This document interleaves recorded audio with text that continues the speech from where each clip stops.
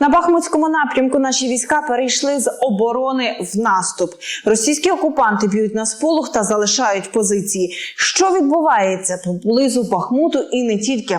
Розпитаємо в заступника командира 3-ї окремої штурмової бригади Родіона Кудряшова. Він з нами на зв'язку. Пане Родіоне, вітаю! Слава Україні! Розкажіть, яка зараз ситуація в Бахмуті, тому що росіяни в телеграм-каналах дуже скиглять, бо їм дуже спекотно.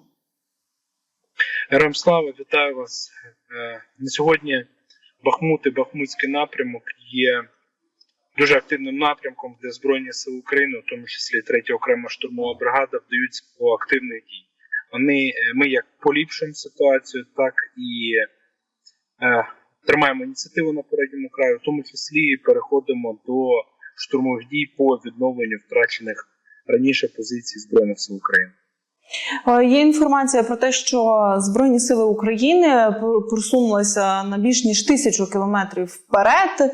1000 метрів, перепрошую. Це насправді все одно велика відстань.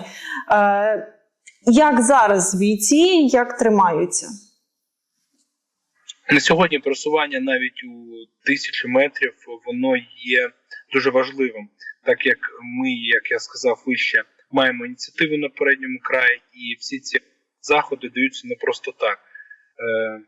Від солдата, сержанта і до офіцерського складу кожен військовослужбовець приймає в цьому активну участь. Тому без тиска, без ініціативи і безпосередньо без штурмових заходів ми б не мали жодного метра звільнення нашої землі. Тому мотивація є. Ми розуміємо ціну, яку ми платимо за наші кроки вперед. Тому будемо продовжувати і тільки нарощувати ці заходи щодо звільнення нашої землі далі. Скажіть, будь ласка, росіяни дають якусь відсіч? Вони дають бій? Як вони залишають позиції? На сьогодні росіяни на передньому краї мають певну перевагу в особовому складі. Вони завжди і вміло за допомогою своєї пропаганди без виключення поповнюють свій особовий склад. І в прямому сенсі цього слова начиняють свої передні рубежі саме поповненням від особового складу, який в них формально не закінчується. Тому всі ці заходи, вони даються завдяки командній роботі артилерії, піхоти і безпосередньо штурмовиків, які звільняють ВОПи, РОПи і фортифікації, в яких ворог намагається залишатися і намагається чинити опір. Пригожин зі своїми вагнерівцями, коли був в Бахмуті, активно кричав про те, що їм не вистачає боєприпасів. Що ви бачите, яка зараз ситуація в противника з боєприпасами, з озброєнням і з артилерією? Мушу відповісти, забігаючи на самий початок виконання задачі ПВК «Вагнер» на Бахмутському напрямку. Не один раз ПВК «Вагнер», безпосередньо регулярники Збройних сил Російської Федерації, говорили про певний дефіцит засобів, і в тому числі боєприпасів. Скажу, як є, ворог нас переважає в цьому напрямку, переважає в рази, як і в кількості особового складу, як я говорив вище, так і в засобах, так і в боєприпасах. Тому всі ці скиглення самопровозглашеного лідера ПВК «Вагнер» Пригожина можна рахувати як певну медійну боротьбу за політичні бали, за політичні дивіденди в себе всередині країни для свого політикума Російської Федерації. На сьогодні на минулі місяці на передньому краї, на Бахмутському напрямку, дефіцит боєприпасів противника не замічається. Противник як і продовжував, так і продовжує брати нас кількістю, а не якістю. На сьогодні якість – це тактика Збройних сил України. Кількість – це тактика Російської Федерації, тактика радянської армії, яка є в їхньому розпорядженні. А як ви бачите, вагнерівці вже геть зовсім покинули Бахмут, чи ще хтось лишився з них? В якому сенсі покинув? Якщо ми говоримо про те, що вагнерівці втратили тут зі свого корпуса так званих добровольців з місць настільки віддалених, з добровольців, які виконували по контракту службу в ПВК «Вагнер». На сьогодні особовий склад з 20 тисяч осіб, які наліковував корпус Вагнера, втратив на цьому напрямку 18 тисяч осіб. Тому Вагнер дійсно покинув Бахмутський напрямок, але покинув в форматі 200-х та 300-х. Те, що залишилося на сьогодні від Вагнера, воно було вимушено перейти на тилові зони для того, щоб якось відновитися, якось поповнити свій особовий склад. Тому це далеко, на мою думку, не кінець безпосередньо підрозділу ПВК «Вагнер», але на сьогодні ми розуміємо, що той потенціал, який Вагнер купив на протязі зимньої, весняної та літньої кампанії, повністю сточився об сили оборони саме на Бахмутському напрямку.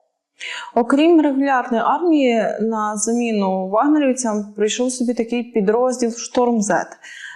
Що ви можете про них розказати і чи вже потрапляли вони в український полон? Почну з останнього. Так, ці військовослужбовці, чи не знаю, як їх там назвати, контрактники, вони попадалися в полон безпосередньо і полон 3-го окремої штурмової бригади. І наступна інформація, яку я вам скажу, вона безпосередньо з перших уст, з допиту цих військовополонених. По-перше, вони не відрізняються, скажімо так, від регулярників чи ПВКшників того ж Вагнера. Вони є абсолютно такими же добровільно, в лапках склавши присягу, з мотивацією заробити кошти, безпосередньо захоплюючи Україну і чинячи тут безлад. Наступне, вони не відрізняються особливою підготовкою. Тобто, якщо регулярники, спеціалісти чи ПВКшники, офіцери, які проходили певні місії у Сирії, у Ірані, вони мають досвід, то ці військовослужбовці, як і всі мобілізовані військовослужбовці, і в тому числі зеки в ПВК, вони не мають досконалої підготовки. Ну і третя, мотивація в них абсолютно і та сама. Вони хочуть заробити кошти, їх начебто їх командування жене їх вперед, і таким самим чином вони намагаються якось в своїй голові цю мотивацію скласти в щось єдине. В принципі, таких ПВК, як «Шторм З», на сьогодні для того, щоб відіграти мобілізаційний кейс в Російській Федерації, створили не один десяток. Тому я гадаю, що на нашій лінії смуги відповідальності будуть з'являтися представники не тільки цього так званого ПВК «Шторм З». А як ви бачите, він складається з росіян чи з представників інших народностей, які населяють територію РФ? Вони переважно складаються з росіян, з самих навіть далеких куточків Росії.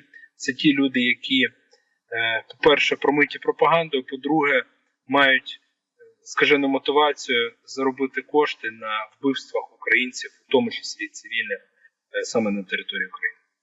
А як щодо кадирівців? Тому що вони дуже сильно грозилися, що будуть йти ледь не в першу лінію оборони Бахмут. Щодо кадирівців, цих військовослужбовців так званої армії Кадирова, поки що нема саме на цьому напрямку, але є інформація, що вони з'являються на Донецькій області, на смугі відповідальності, де розташована Мар'їнка.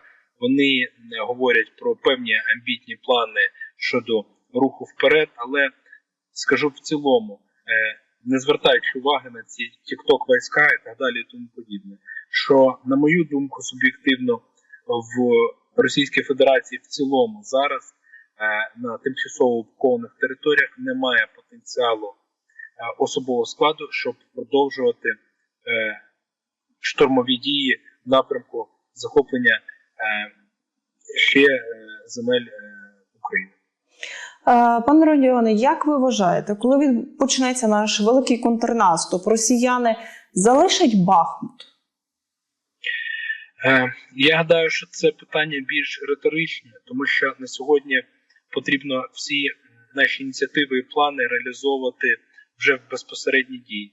Хочу зауважити, що всі дії на сьогодні, вони виважені із ракурсу якісного планування, підготовки особового складу, наявності боєприпасів, наявності засобів і у тому числі збереження особового складу. Коли вся ця комбінація буде максимально просчитана і ми будемо розуміти, що всі ці аспекти є урахованими, у тому числі саме головний аспект останній – це збереження особового складу, тоді ми будемо розуміти, як нам рухатися вперед. В цілому скажу за 3-ю окрему штурмову бригаду, що ми готові виконувати наказ. Зараз ми виконуємо наказ щодо стійкої оборони, ініціативи, тримання ініціативи на передньому краї, відновлення позицій і, в принципі, готові до будь-якого наказу. Тому всі інші кроки зараз за вищим військовим керівництвом, які розпорядження будуть спускатися, такі будемо реалізовувати. Я не можу вас цього не запитати, тому що кілька днів Україна не то що шокована, а ще в величезній техногенній катастрофі. І думка бійців з Бахмута, очевидно, має значення для кожного українця. І я найчасто можу підозрювати, що є бійці, які в вашому підрозділі, які десь родом, напевно, з Херсонщини. Як ви оцінюєте підрив Каховської ГЕС росіянами? Що кажуть бійці? І що ви скажете, напевно, звернення до українців, до херсонців? Скажу так, що на превеликий жаль, від країни-агресора, від Російської Федерації можна чекати вже будь-чого.